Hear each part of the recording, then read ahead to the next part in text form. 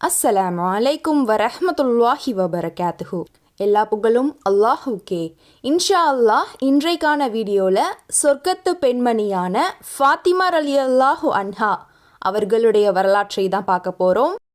நபிகள் நாயகம் ஸல்லல்லாஹு அலைஹி வஸல்லம் அவர்களுக்கும் கதிஜா ரலியல்லாஹு அன்ஹா அவர்களுக்கும் 4வது பிள்ளையாக பிறந்தவங்க தான் ஃபாத்திமா நாயகி.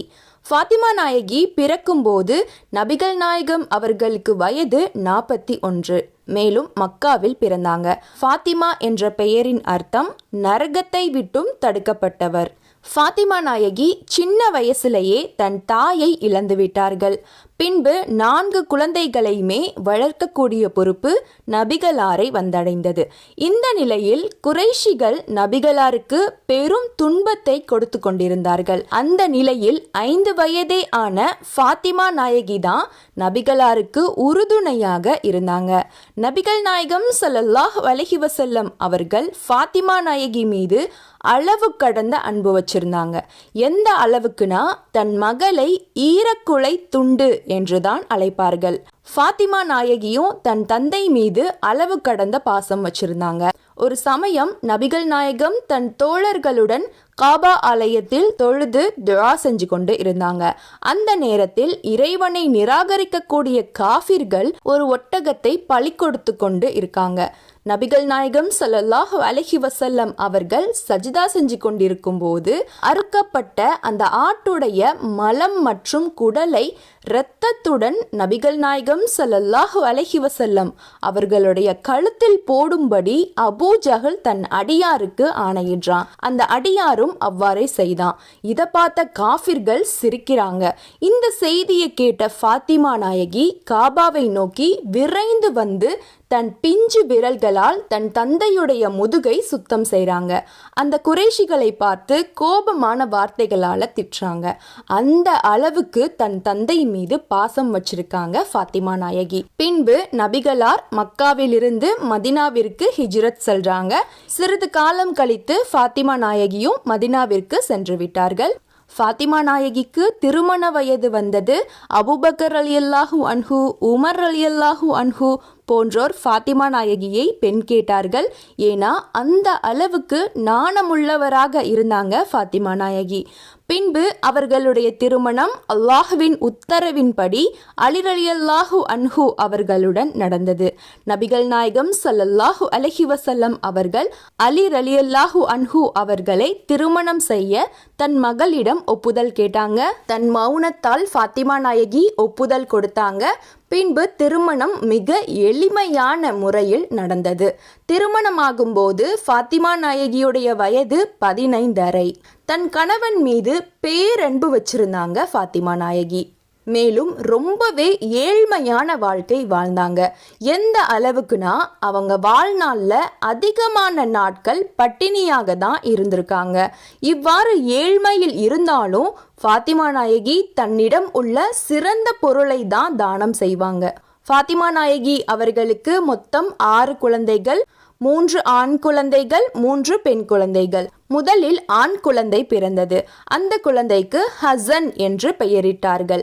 பின்பு ஃபாத்திமா நாயகி சுஜூதில் இருக்கும்போது ஹுசைன் ரலியல்லாஹு அன்ஹு அவர்கள் பிறந்தார்கள். பின்பு முஹ்சின் என்ற குழந்தை பருவத்திலேயே அந்த குழந்தை இறந்தது. ஒரு நாள் வேலை காரணமாக வெளியே போயிட்டு வீட்டுக்கு வந்த அலிநாயகத்திற்கு பசி ஏற்பட்டது. உடனே தன் மனைவியிடம் சாப்பிட எதுவும் இருக்கா அப்படின்னு கேட்குறாங்க. அதற்கு ஃபாத்திமா நாயகி ஒரு கோதுமை மணி கூட இல்லை, 3 நாட்களாக இந்த நிலையில்தான் இருக்கிறோம் அப்படின்னு சொல்றாங்க. இதை கேட்ட அலி ரலியல்லாஹு அன்ஹு அவர்கள் வருத்தப்பட்டு இதை ஏன் என்கிட்ட சொல்லலை அப்படின்னு கேட்குறாங்க. உங்ககிட்ட எதையும் கேட்டு தொந்தரவு செய்யக்கூடாது அப்படின்னும் உங்களை வெக்கமடைய செய்யக்கூடாது அப்படின்னும் என் தந்தை என்னிடம் கூறியிருக்காங்க அப்படின்னு ஃபாத்திமா நாயகி சொல்றாங்க. இதை கேட்ட அலிநாயகம் அவர்களின் உள்ளம் குளிர்ந்தது. அவங்களுடைய பசியே அவங்களுக்கு மறந்து போயிருச்சு. மேலும் ஒரு நாள் ரொட்டி முன் அமர்ந்து ரொட்டியை கையில எடுத்து வாயில வைக்க போகும்போது ஒரு குரல் கேக்குது. நான் பசித்தவன், ஆண்டவனுக்காக என் பசியை தணியுங்கள், பசியால் இறந்து கொண்டிருக்கும் என் குடும்பத்தை காப்பாற்றுங்கள் அப்படின்னு ஒரு குரல் கேக்குது. அடுத்தவர் பசித்திருக்க நீங்கள் உண்ணாதீர்கள் என்ற நபிகளாருடைய வாக்கு அவர்களுக்கு முன் தென்பட்டது.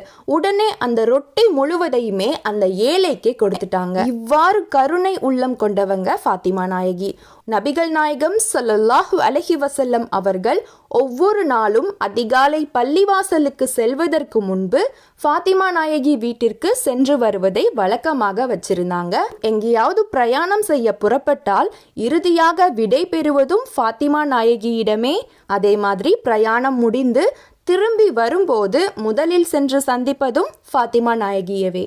இறுதி ஹஜ்ஜை நிறைவேற்றி வந்த நபிகள் நாயகம் ஸல்லல்லாஹு அலைஹி வஸல்லம் அவர்கள் நோயுற்றார்கள். இதையறிந்த ஃபாத்திமா நாயகி ஆறா துயரத்தில் ஆழ்ந்தார்கள்.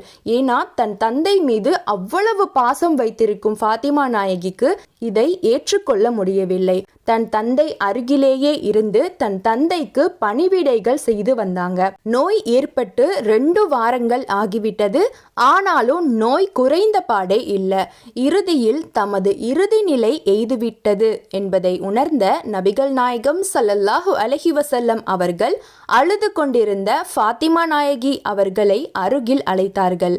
அவர்களுடைய காதில் நபிகள் நாயகம் ஏதோ சொல்றாங்க. இதை கேட்ட ஃபாத்திமா நாயகி கண்ணீர் சிந்தி அழுகுறாங்க. கொஞ்ச நேரத்திலேயே மறுபடியும் தன் மகளின் காதில் நபிகள் நாயகம் ஏதோ சொல்றாங்க. இதை கேட்ட ஃபாத்திமா நாயகி கொஞ்சம் நிம்மதி அடைகிறாங்க. இவை அனைத்தையும் கவனித்து கொண்டிருந்த ஆயிஷா ரலியல்லாஹு அன்ஹா அவர்களுக்கு எதுவுமே புரியல.